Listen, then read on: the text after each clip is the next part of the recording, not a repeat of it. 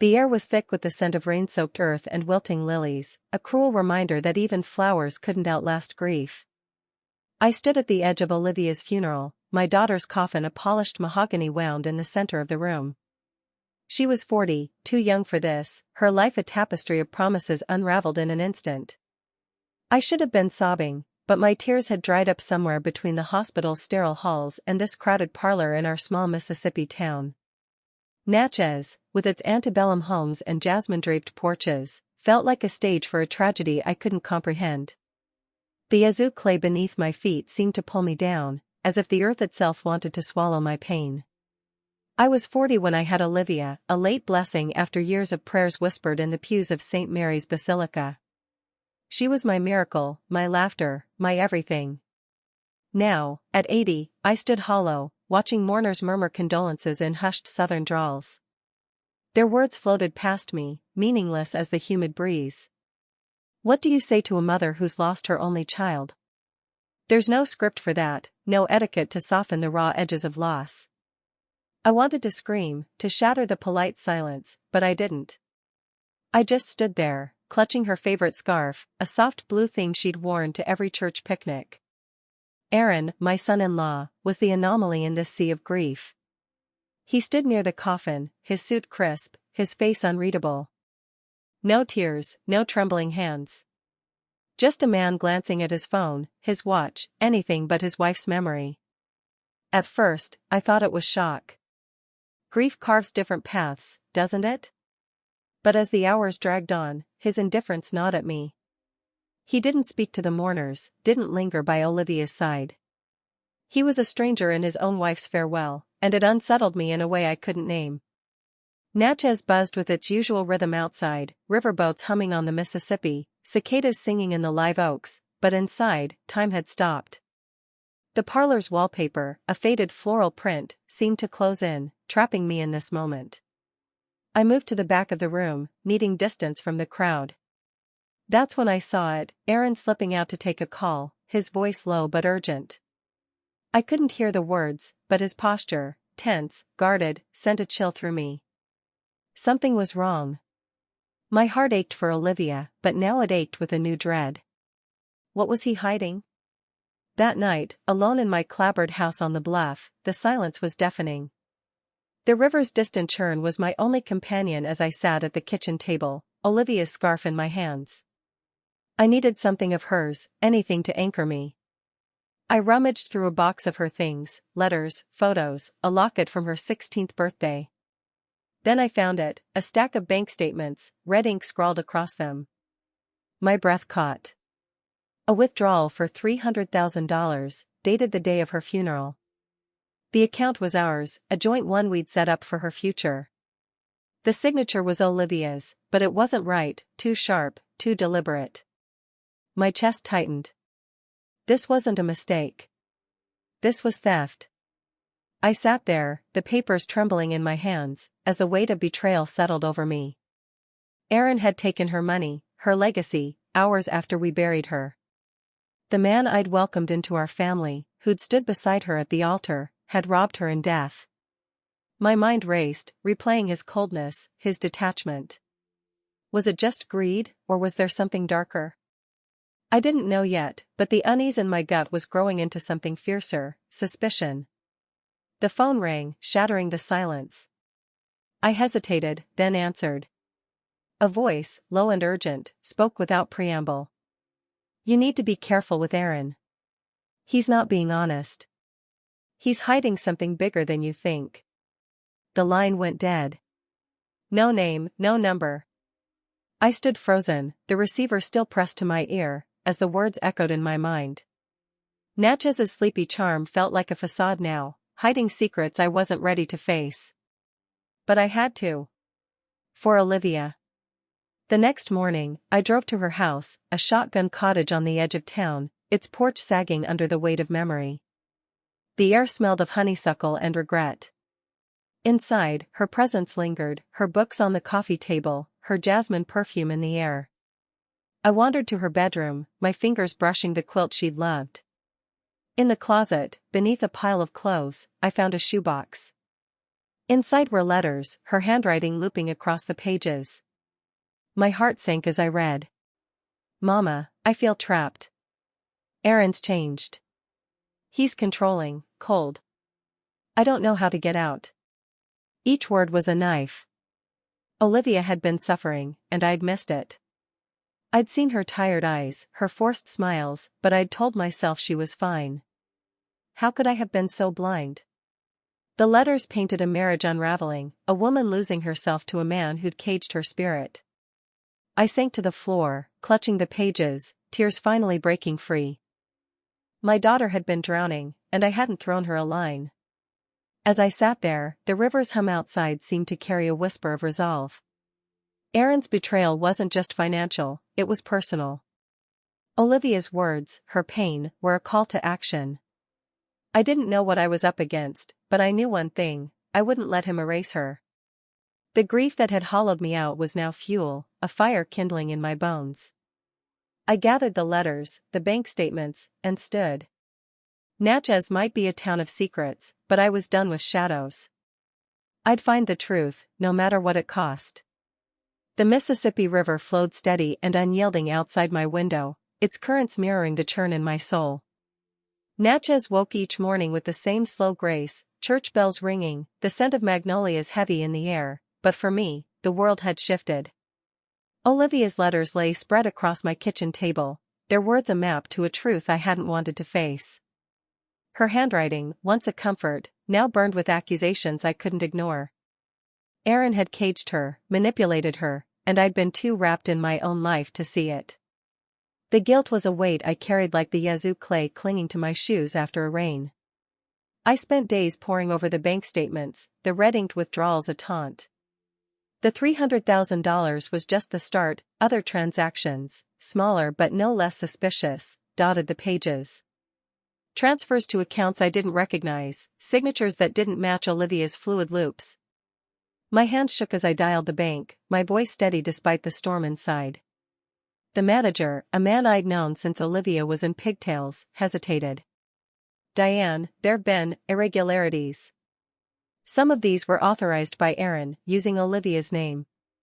His words landed like a slap. Forgery.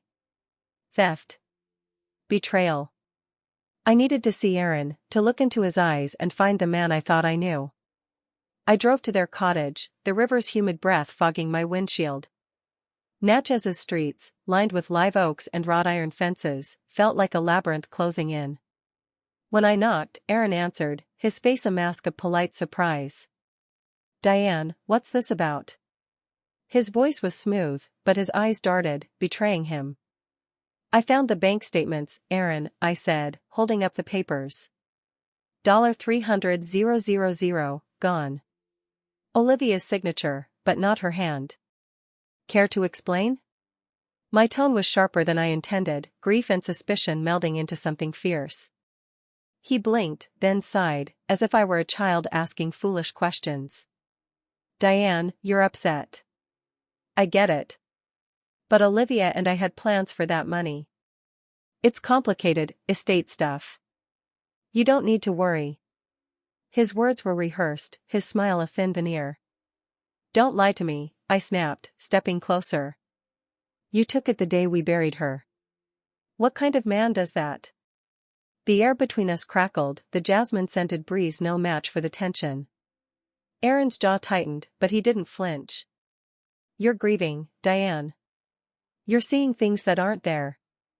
Let it go." He turned away, dismissing me, but I saw the flicker of fear in his eyes. It was enough to fuel me. I left, my heart pounding, and drove to the accident site, an hour out of town on a lonely stretch of Highway 61. The road was framed by cotton fields and cypress groves, the air heavy with the scent of wet earth and diesel. Tire marks scarred the dirt where Olivia's car had veered into a ditch. I stood there, the wind tugging at my scarf, trying to piece together what didn't fit. The police had called it an accident, brake failure, they said, but Olivia was meticulous, a driver who checked her car religiously. I needed answers. At the Natchez Sheriff's Office, I met Deputy Rawls, a grizzled man with kind eyes who'd known Olivia since she sang in the church choir. I laid out my doubts: Aaron's behavior, the money, the forged signatures. Rawls listened, his face growing serious. Diane, I was at the scene that night. Something didn't sit right. The car, it wasn't angled like it had spun out. It was almost parked in that ditch. And the seatbelt?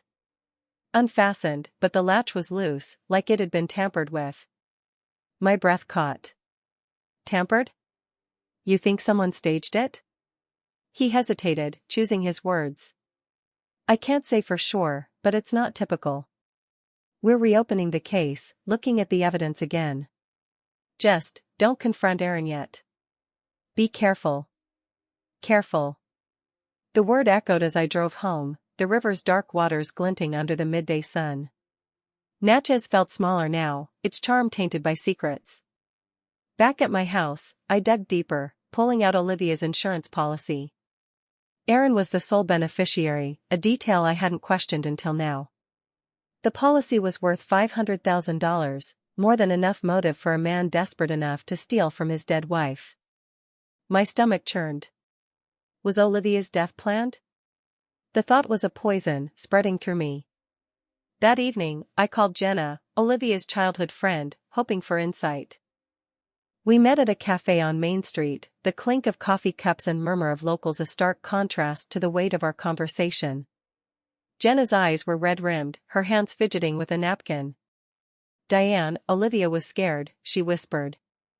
Aaron was controlling, checking her phone, isolating her from us. She wanted to leave him, had even looked at apartments. But she was afraid he'd never let her go. I gripped my coffee mug, the warmth grounding me. Why didn't she tell me? She didn't want to burden you, Jenna said, tears spilling. She thought she could handle it. But Aaron, he changed her, Diane. She wasn't herself. The revelation broke something in me. My daughter, my fierce, joyful girl, had been trapped, and I'd been blind. I thanked Jenna and drove home, the rivers hum a mournful song. In my kitchen, I spread out the evidence, letters, statements, the insurance policy. Each piece was a thread in a tapestry of deceit. Aaron wasn't just a thief, he was a predator who'd preyed on Olivia's trust. As night fell, the cicadas' chorus rose, a reminder that life went on, even when mine felt shattered. I sat at my table, Olivia's scarf draped over my shoulders, and made a vow. I'd unravel Aaron's lies, no matter how deep they ran. The faith that had carried me through Olivia's birth, through years of raising her alone after her father passed, stirred now. It wasn't just anger driving me, it was love. For Olivia, for the life she deserved. I didn't know how far this would take me, but I was ready to face it, one truth at a time. The Natchez dawn broke with a hush, the Mississippi River glinting like molten silver under a sky bruised with clouds. My house, perched on the bluff, creaked with the weight of old wood and older memories. I hadn't slept, not really. Olivia's letters and the bank statements haunted me, their truths sharper than the coffee I clutched. The air carried the scent of damp moss and impending rain, a mirror to the storm brewing inside me. Aaron's lies were unraveling, but each thread I pulled revealed a darker pattern. I wasn't just chasing a thief, I was hunting a man who'd stolen my daughter's life. I started the day at St. Mary's Basilica, seeking solace in the familiar. The stained glass windows cast jeweled light across the pews, and the faint smell of incense grounded me. I knelt, whispering prayers for Olivia, for strength, for clarity. Faith had always been my anchor, but now it felt like a lifeline. Lord, show me the way, I murmured, my voice swallowed by the vaulted silence. The answer didn't come in words, but in a quiet resolve that settled over me. I couldn't stop now. Back home, I called a lawyer, Mr. Caldwell, a man with a reputation for cutting through Natchez's tangled webs. His office, tucked above a bookstore on Franklin Street, smelled of leather and old paper. I laid out everything, the forged signatures, the $300,000 withdrawal, Olivia's letters, the insurance policy. Caldwell's brow furrowed as he scanned the documents. Diane, this is serious. The financials alone suggest fraud, but combined with Olivia's letters and the accident's irregularities, we're looking at something deliberate. We need more evidence, but you've got a case. His words were both a relief and a burden. A case meant justice, but it also meant confronting Aaron head-on. Caldwell advised caution, suggesting I gather more proof before making accusations. He's slippery, he said, tapping the bank statements. Men like this don't slip up easily. I nodded, my resolve hardening. Slippery or not, Aaron wasn't untouchable. I drove to Olivia's cottage, the river's hum a constant companion. The house felt emptier now, its silence a rebuke. I searched her desk, her files, anything that might hold answers. In a drawer, I found a notebook, its pages filled with Olivia's neat script. Dates, amounts, cryptic notes. Aaron changed the account password again.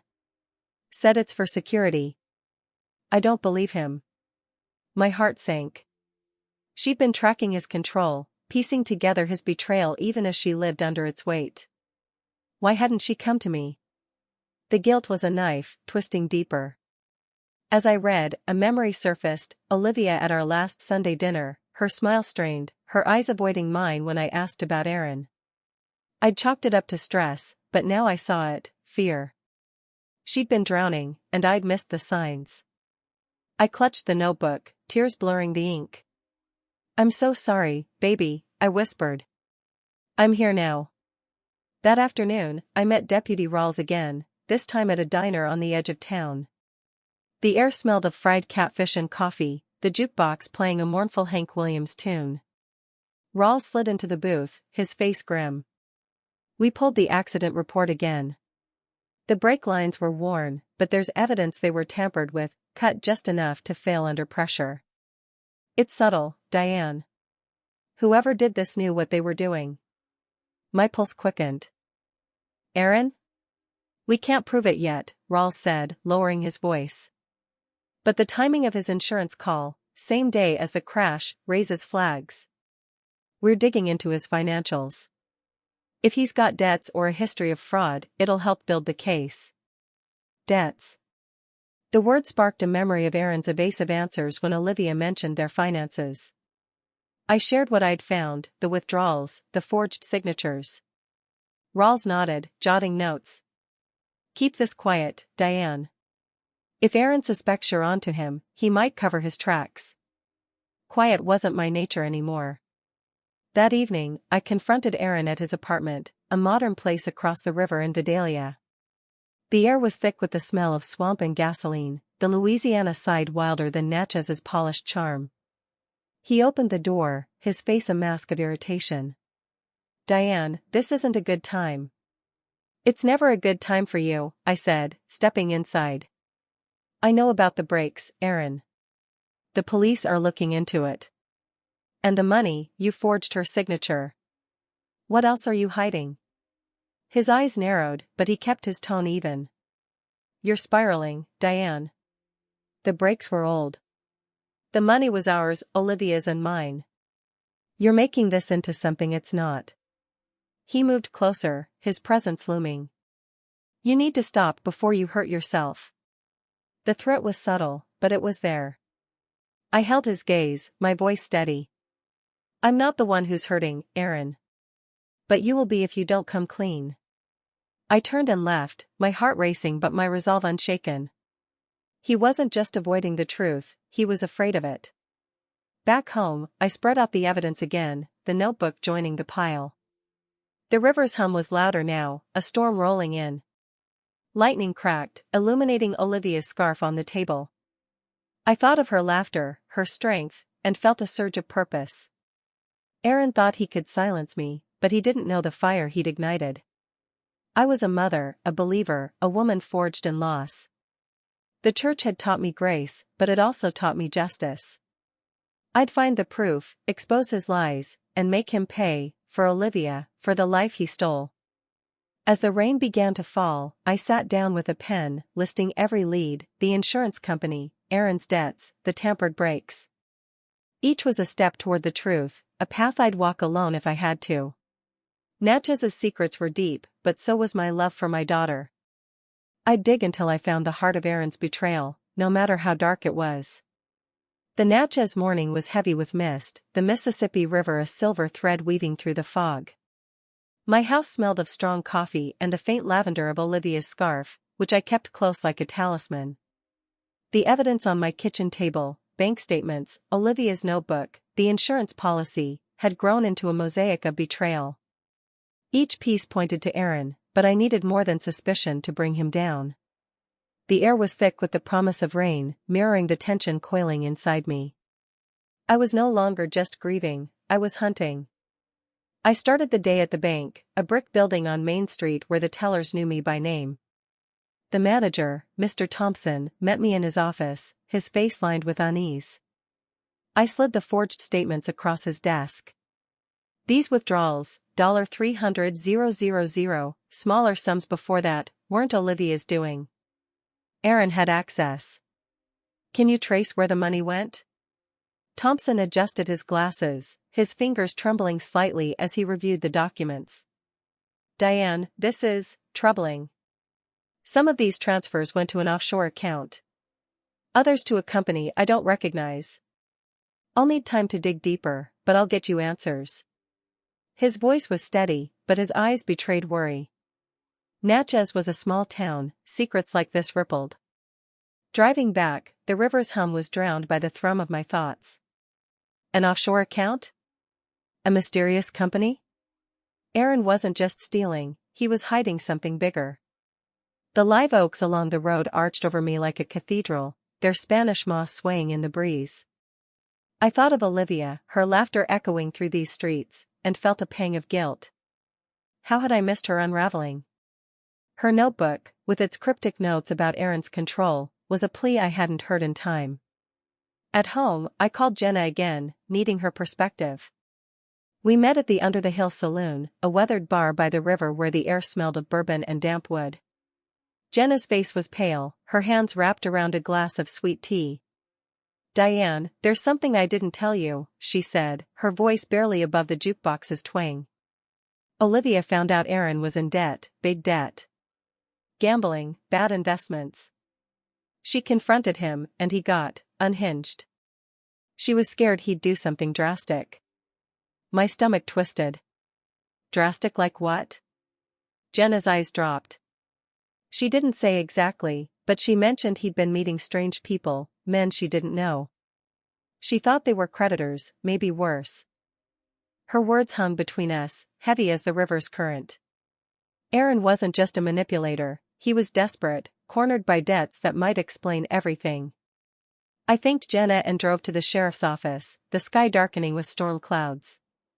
Deputy Rawls was waiting, his desk cluttered with files. We've got something, he said, sliding a report across. Aaron's financials show massive debts, casinos, private loans. He's been dodging creditors for years. And the insurance call? He didn't just contact them the day of the crash. He'd been in touch weeks before, asking about payout procedures. The room spun. Weeks before? My voice was a whisper. He planned it. Rawls nodded grimly. Looks that way. We're also looking at a mechanic who serviced Olivia's car a month before the crash. He's got a record, petty theft, fraud. Guess who paid him for an urgent repair? He tapped a bank record. Aaron's name stared back. I left the station, my mind racing. The riverfront was alive with tourists, their laughter a cruel contrast to the weight I carried. Natchez's charm, the pastel mansions, the paddle-wheel boats, felt like a mask now, hiding a rot I was determined to expose. Back home, I added the new evidence to my pile, Aaron's debts, the mechanic, the insurance calls. The web was tightening, but I needed undeniable proof. That evening, I confronted Aaron again, this time at a neutral spot, a park by the river, where the air was thick with the scent of wet grass and honeysuckle. He arrived late, his face drawn, his usual polish fraying. Diane, this has to stop, he said, his voice low but edged with panic. You're digging into things you don't understand. I understand enough, I shot back, holding up a copy of the mechanic's payment record. You paid someone to tamper with her car. You called the insurance company before she died. You're drowning in debt, Aaron. What did you do to Olivia? His eyes widened, but he recovered quickly, his tone icy. You're delusional. I loved Olivia. I'd never hurt her. You're letting grief twist you into someone paranoid. He stepped closer, his shadow looming. Back off, Diane, or you'll regret it. The threat sent a chill through me, but I stood my ground. I'm not afraid of you. I know what you are. I turned and walked away, my heart pounding but my resolve ironclad. His fear was palpable now, a crack in his armor I'd exploit. At home, the storm broke, rain lashing the windows as I sat with Olivia's scarf in my lap. I thought of St. Mary's, of the prayers that had carried me through loss before. Faith wasn't just comfort now, it was a fire, urging me to fight for justice. I opened Olivia's notebook again, her words a beacon, I want to be free. She'd almost escaped Aaron, almost reclaimed her life. I'd finish what she started. As lightning illuminated the river, I made a plan. I'd hire a private investigator to track the offshore account and the mysterious company. I'd press Rawls for updates on the mechanic. Every step brought me closer to the truth, to honoring Olivia's memory. Natchez's secrets were deep, but my love for my daughter was deeper.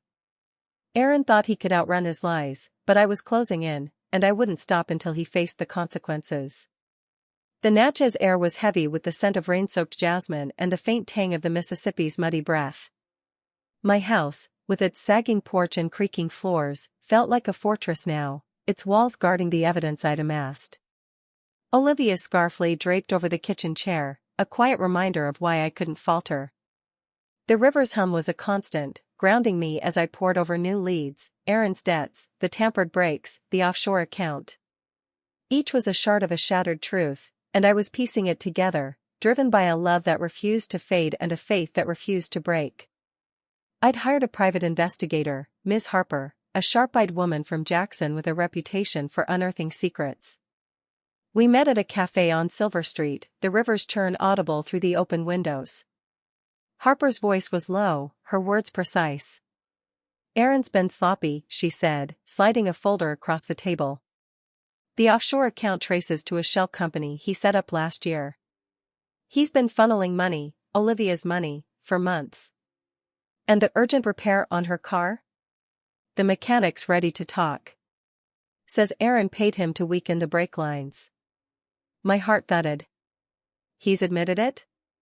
Not fully, Harper said, sipping her coffee. But he's scared. Aaron's been calling him, trying to keep him quiet. I've got recordings. She tapped the folder.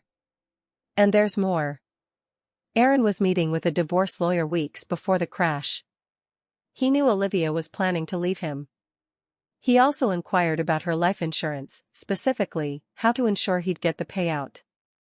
The words landed like stones. Aaron hadn't just betrayed Olivia, he'd orchestrated her death, calculated every move to secure his freedom from debt. I clutched the folder, my fingers trembling. What now? Harper's eyes were steely. We take this to the police. The mechanic's testimony, the financials, the recordings, it's enough for an arrest. But you need to be ready, Diane. Aaron's desperate. Desperate men do desperate things. Her warning echoed as I drove home, the riverfront's pastel mansions blurred by a sudden rain. Natchez felt like a stage, its beauty masking a darkness I was uncovering. I called Deputy Rawls, sharing Harper's findings. His voice was grim but resolute. This changes everything. We're bringing the mechanic in for questioning. If he flips, we've got Aaron dead to rights. Stay safe, Diane. Don't let him know what you've got. Safety felt like a luxury I couldn't afford. That evening, I gathered Olivia's closest allies, Jenna and my cousin Lila, who'd started to see through Aaron's lies. We met in my living room, the air thick with the smell of cedar and candle wax. I laid out the evidence, my voice steady despite the ache in my chest. Aaron didn't just steal from Olivia. He killed her. The brakes, the insurance, the debts, it's all here. I played one of Harper's recordings, Aaron's voice cold and calculating, she was a liability. The money's mine now. Jenna gasped, tears streaming down her face. Lila's jaw tightened, her southern drawl sharp with anger. That snake. How could we not see it? But some family members, reached by phone, were skeptical, especially Aaron's kin. Diane, you're hurting, his sister said. Don't let grief make you see conspiracies. Their doubt stung, but I pressed on. I wasn't alone anymore, even if the road felt lonely. The next day, I confronted Aaron one last time, needing to see his reaction. We met at his apartment, the Vidalia side of the river smelling of swamp and diesel. He opened the door, his face pale, his eyes darting like a cornered animal. What do you want, Diane? His voice was tight, his usual charm gone. I know everything, I said, holding his gaze. The mechanic, the offshore account, the divorce lawyer. You planned Olivia's death. You thought you'd get away with it, but you won't. For a moment, he froze, his breath shallow. Then he laughed, a hollow sound that didn't reach his eyes. You're unhinged, Diane. You think you can pin this on me? You've got nothing but theories. But his hand shook, betraying him. I've got proof, I said, my voice low and firm. Recordings, documents, witnesses. The police are closing in. You can't run from this. His facade cracked, anger flashing across his face. You're making a mistake, Diane. You push this, you'll lose everything, your family, your peace. Walk away. The threat was clear, but it only fueled me. I lost everything when you took Olivia, I said, turning to leave. This is for her. That night, alone in my house, the river's song was drowned by a storm's roar. Lightning illuminated the evidence on my table, each piece a testament to Olivia's stolen life. I thought of St. Mary's, of the prayers that had carried me through. My faith wasn't just in God now, it was in justice, in the truth that would honor my daughter. I called Harper, confirming the mechanic's statement was with the police. Rawls texted, arrest warrant issued. Stay put. As the rain pounded, I sat with Olivia's scarf, her notebook open to her last entry. I want to be free, Mama. I'm trying. Tears fell, but they weren't just grief now, they were resolve. Aaron's web was unraveling, and I was the one pulling the threads. Natchez's secrets were surfacing, and I'd make sure they saw the light. For Olivia, for the life she'd almost reclaimed, I'd fight until the end.